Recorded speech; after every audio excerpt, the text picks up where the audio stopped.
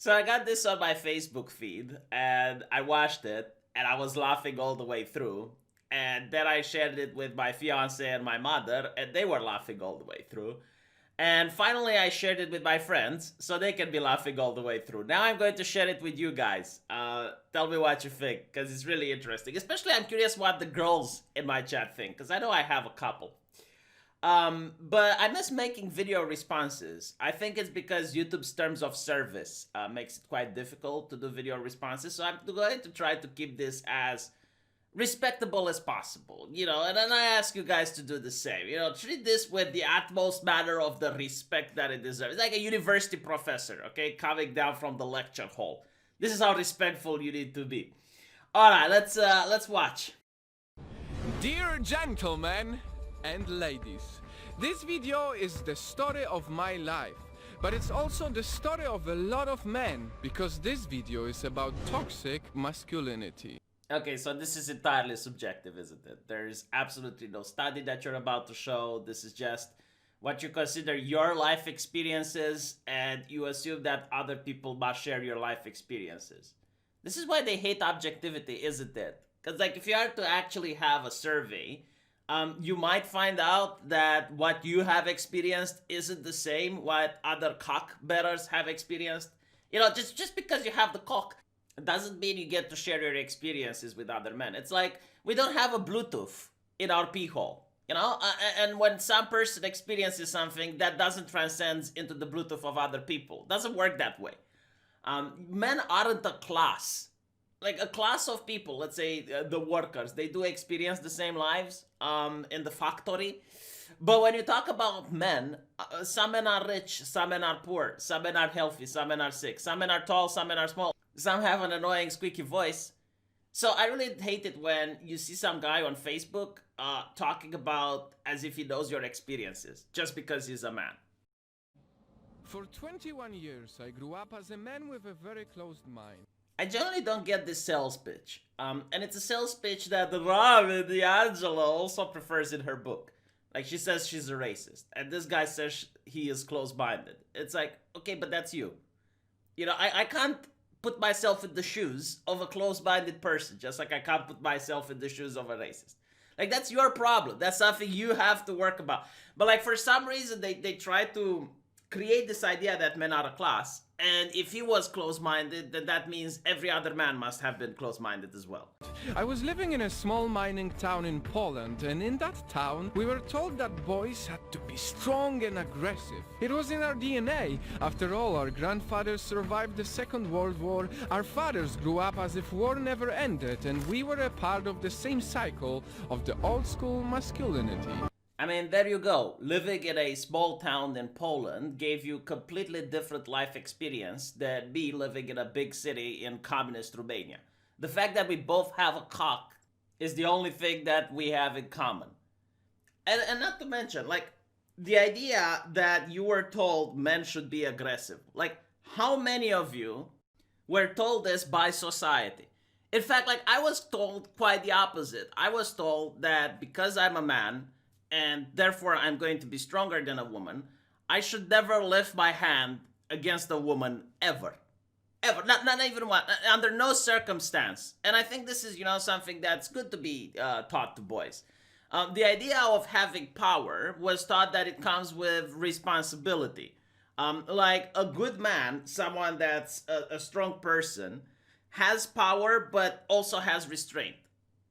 They only use their power when it's about protecting others or when it's about defending others. It's never like you see in Marvel and DC comics today, or in any quote-unquote feminist film, where you use power just to put someone else into their place. Let me tell you how I grew up in the 90s, okay? I grew up with the Karate Kid. I grew up with Double Dragon. In the Double Dragon, literally in the beginning of the cartoon, they would give you these rules. Intentionally harm another. Do not battle if you can avoid it. Jimmy and Billy Lee are dragon masters. Live the code of the dragon. No, but seriously, like, that was literally all the 90s cartoons. Like, every single one, I was bombarded with this mentality. Like, do not battle if you can avoid it. It's the same in Karate Kid. So I don't know what they taught in Poland. I mean, I have some subscribers from Poland. Maybe you guys can leave in the comment section if you are taught to be aggressive. Because I never got taught to be aggressive. I was always being taught that you should have discipline, that you should have restraint, and yeah, you should be strong, but it was to defend others. You know, and even if you want to go all the way back to World War I, World War II, like men were being taught to be strong so they can join the military and defend their country. It was always being viewed as defending something. It wasn't viewed as being the aggressor. It's like, no, you need to be strong to take away Billy's toy. Like, imagine this. You know, imagine a guy going home and it's like getting a spanking from his father. It's like, why didn't you take Billy's toy from him? It's like, I don't want to. Billy is my friend. You should be more aggressive, damn it. You should be more assertive. The universe only gives to those who take it. God does not help those who don't help themselves, so the toy is yours only if you take it by force. Like, imagine if a parent would give this to their kid, you know, back in the 90s. Like, how would the neighbors view that parent? How would he be viewed by society? I think he would be viewed with a 911 call asking people to take him to the loony bin. It's fascinating to me how these gender ideologues need to pervert the definition of masculinity in order to attack it. Like, why can't you attack the actual definition? Why do you need to create this straw man? Why can't you just tell me what's wrong about defending others? What's wrong in having discipline, in having restraint? You know, I would really love to hear the argument for this. And with that, many boys showed their strength with violence. It was normal for us to be aggressive, but it was not normal to show any emotions, because we were taught that real men shouldn't cry. I remember when I was younger, when my mom died, I tried so hard not to cry in front of my friends, but they kept on joking about it and I cried. And that's a type of memory that I will never forget, because I remember feeling that need to kill any type of emotions just to show that I was strong.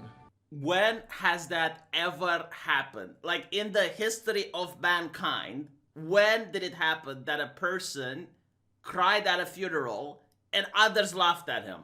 Like, I don't know what type of sick community he must have grew up in that little city of Poland, but like, again, I have people from all around the world. Like, you tell me, when have you ever seen a man cry at a funeral and other people were mocking him for it?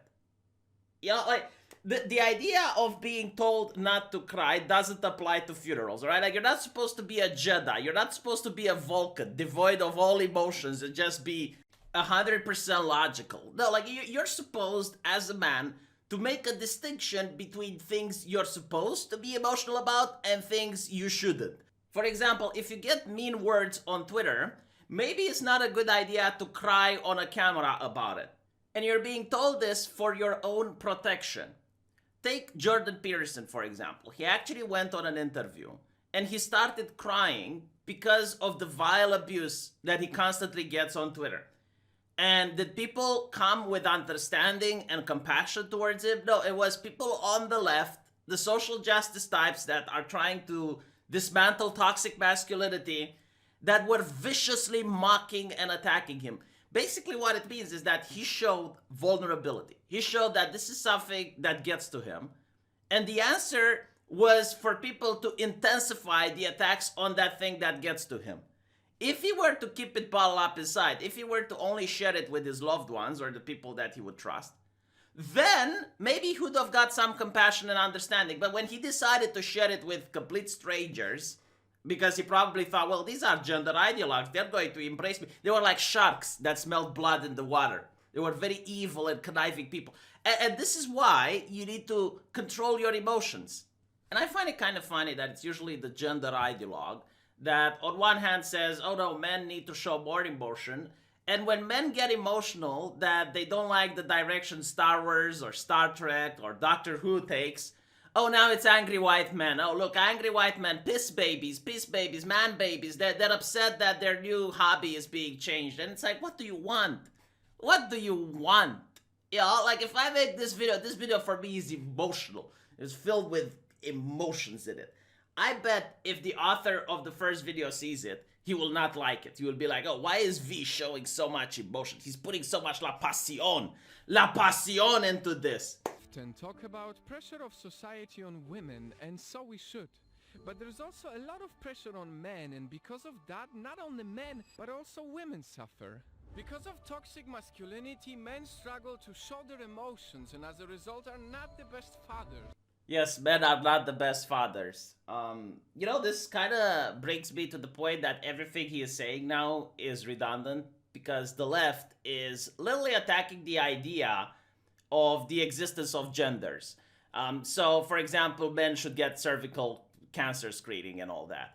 What's even the point of all this? Because a man can just become a woman. If you feel oppressed as a woman, you have the opportunity to become as a man. Like, it's not something inherent anymore. It's like holding an ideology. Why not just change it? All you have to do is to identify as a man and the oppression goes away. I can identify as a woman and now I can have toxic masculinity because, well, it's masculinity, so it doesn't apply to me, right? You know what's also funny is like literally everything that he criticizes here about toxic masculinity can be applied to the fictional female characters that Hollywood is creating. Like Brie Larson has toxic masculinity. She is quick to anger. She thinks violence is always the answer. She tries to suppress her emotions. Like, she doesn't even smile. Yeah, it's really interesting. Like, this thing, toxic masculinity, can't be really applied to men on a grand scale in real life, but it can almost always be applied to every single fictional female character that the mainstream media is creating right now. Like, what are you doing?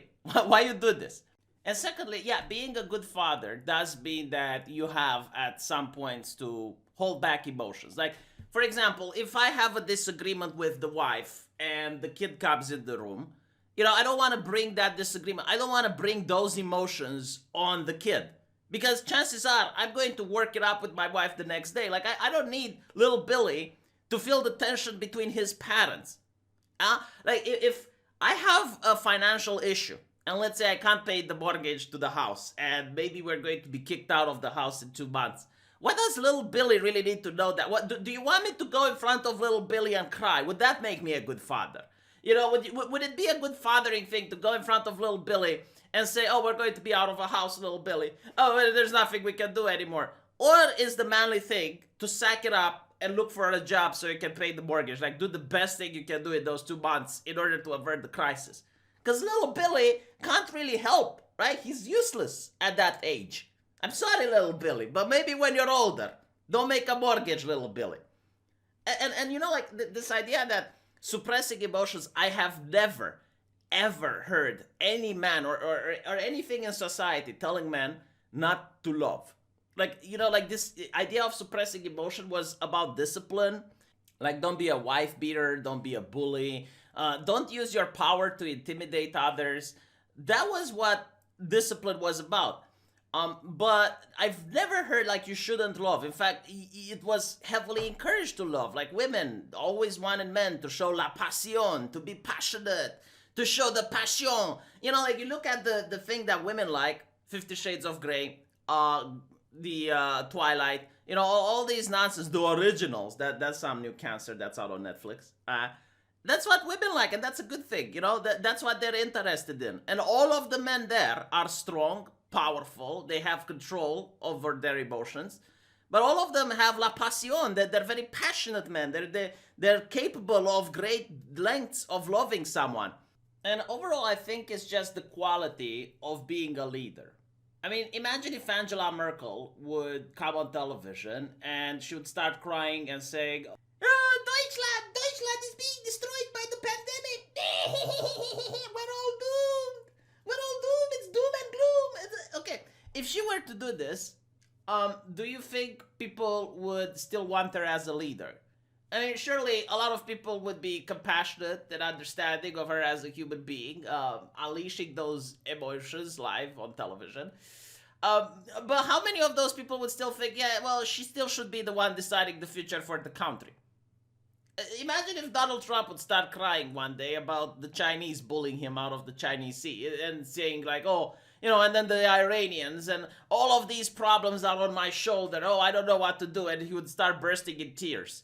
Because this is the exact reason why I decided to make this video. And think about it. Like, maybe you guys have an answer for me, because I legitimately don't understand it. the mainstream media, through the entertainment industry, through the news, through even the schooling, they constantly bombard men with the notion that it's okay to show vulnerability, that you should show vulnerability. In fact, not showing vulnerability is harmful for you.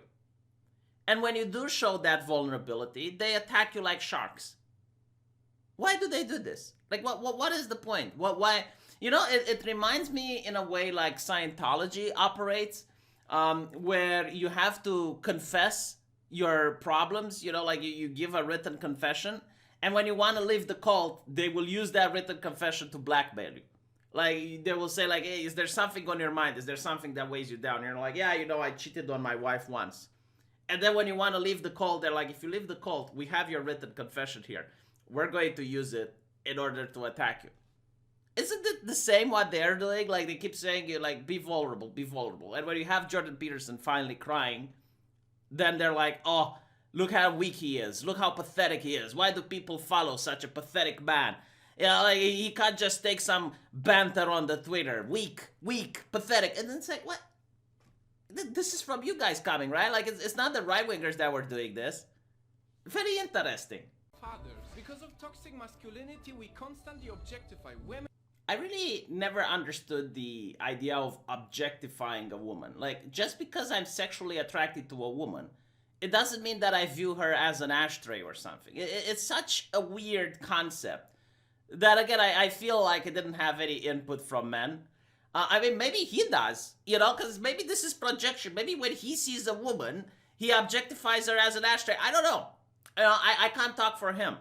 But as a person suffering from toxic masculinity that has learned to master his emotions, I can go through life with my pee-pee like a compass just pointing towards the women it likes, and I can just ignore that. You know, I can literally just suppress that because I have a fiancé now. So when I go on the street and I see a nice lady with some big boobies, I'm like, okay, you know, she's nice, and then I move on. But I guess, like, if it was in a world where I should allow my emotions to run wild, where I should just allow my emotions to be unchecked, I should start wolf whistling at her, right? Like, I should start going after her and approach her. It's because that's what, you know, my primitive nature, my primitive instincts would compel me to do. See how his ideology is actually harmful rather than good? I mean, it's no wonder that a lot of progressive men end up getting accused by women, right? Isn't that fascinating? Like, where did that movement start? Oh, yeah, in Hollywood, in academia, with actors and leftist politicians. Didn't start in a right-wing environment, now did it? Fascinating. Now we know why. It's because toxic men know how to control themselves and control their urges. Isn't that interesting? You know, because there's nothing you can do about it. Like, it's hardwired in your brain.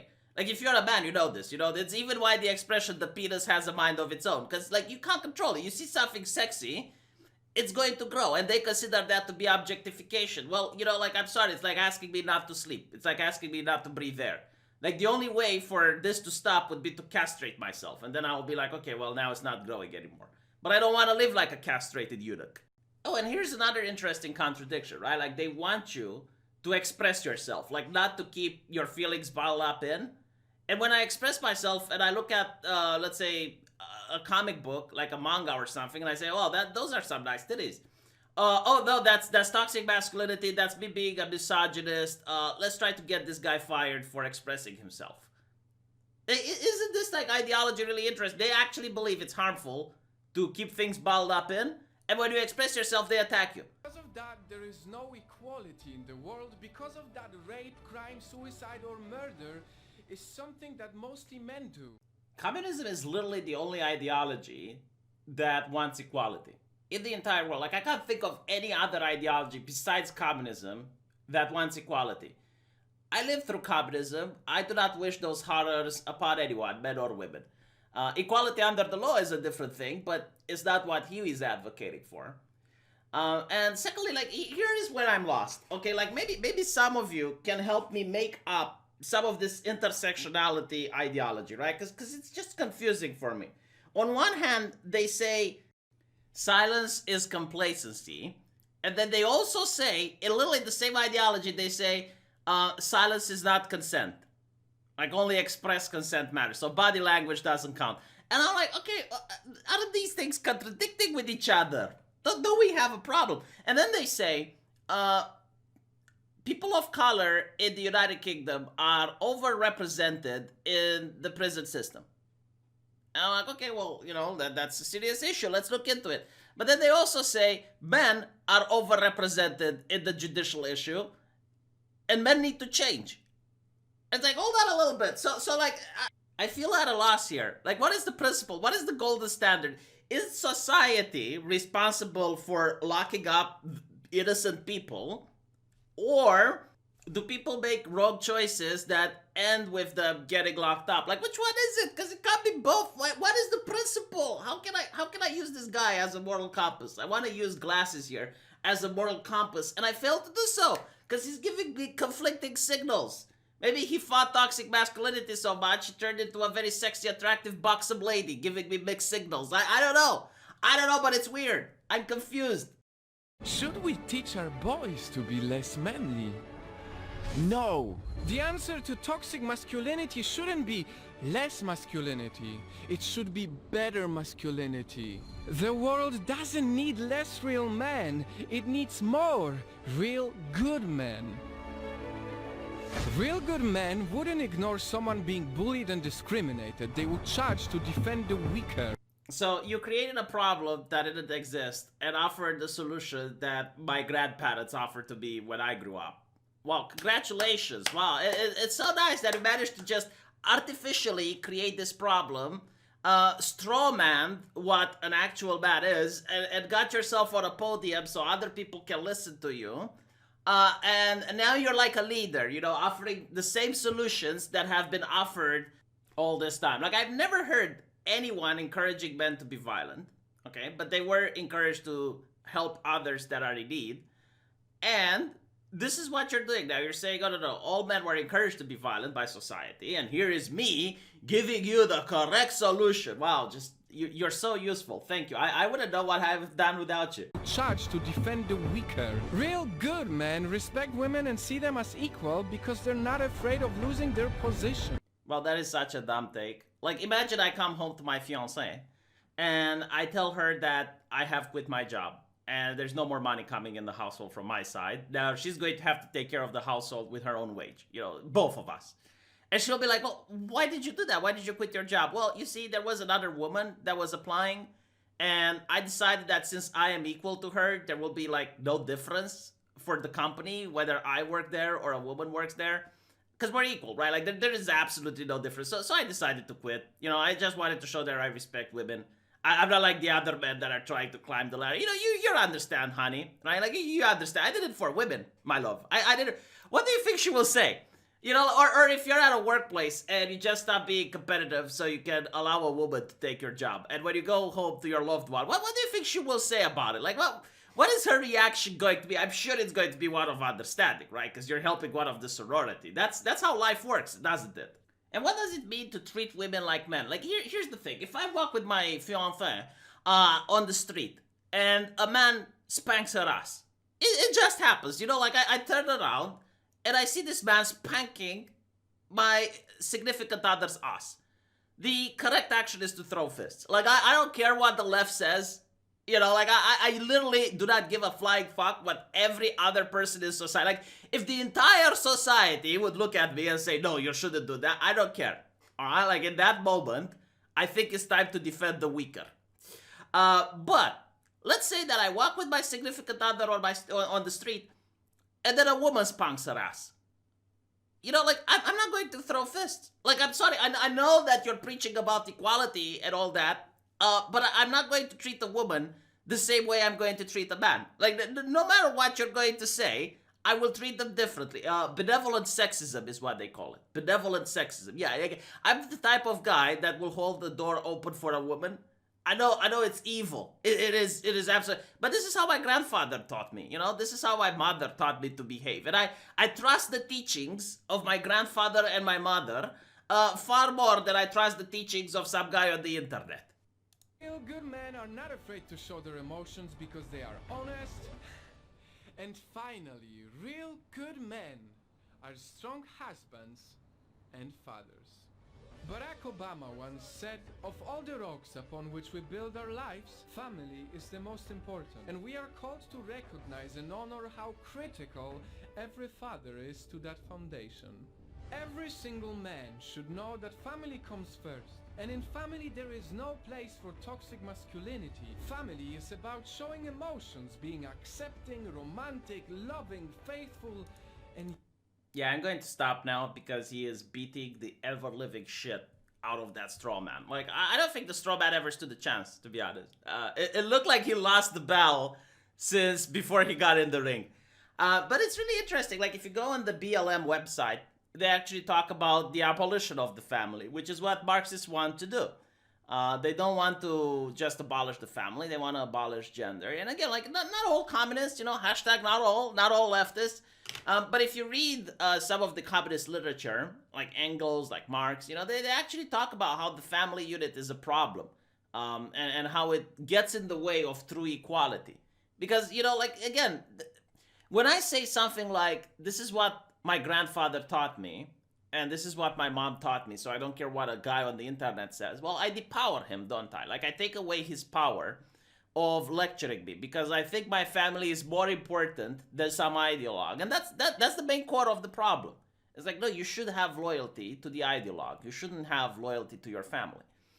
Plus, like, other things that come into being. It's like, you know, like treating men and women differently. It's like, I can't go home to my significant other and say I quit my job because a woman wanted my position. Like, she's going to murder me. You know, like, I'm going to send her to prison. Poor girl. She's going to pick up a knife and start doing the choppy. So it's literally why you shouldn't treat men and women differently. It's like, your loyalties go to the people that raised you and to the people that are more emotionally invested in you. And communists don't like that because that's not equality. Like, why should you love your family more than you love other people? So, you know, like, in this video, overall, the only reason that I wanted to do it is because I am fascinated about the fact that they can't distinguish what it means showing emotions like love and things that are tolerated and encouraged by society, and, you know, complaining on the Twitter that you're getting harassed on the internet.